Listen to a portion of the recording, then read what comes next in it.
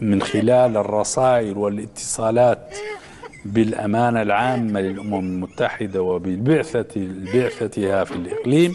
واش ندير مباركم سعود؟ أنت باقي في الأربعة ديال كبيرة ياك؟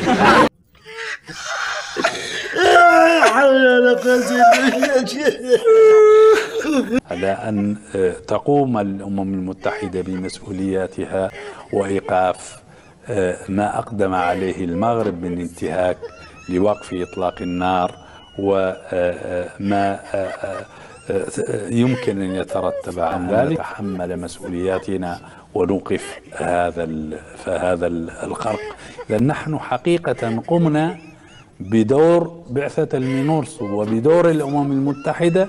صحيح. لأن نحن حقيقة قمنا بدور بعثة المينورسو وبدور الأمم المتحدة. علاش كتكذب؟ علاش كذب؟ علاش تكذب؟ انت دير امك راك مليها. الجنودنا والجنود المغاربة تفصل بيننا أقل من 120 متر، ولكن تفصل بيننا وهم خارج الحزام. لا هذا ماشي بنادم، هذا الجرمومية.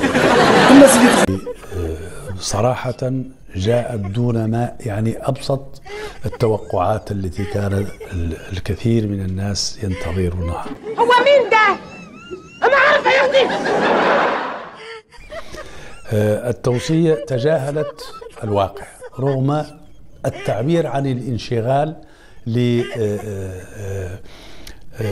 لعودة بعد أن نسف النظام المغربي التوسعي مخطط التسوية، بعد أن نسف وقف إطلاق النار، بعد أن نسف الاتفاقيات العسكرية التي تربط الطرفين ببعثة الأمم المتحدة للاستفتاء في الصحراء الغربية. صغير يا ستي، صغير.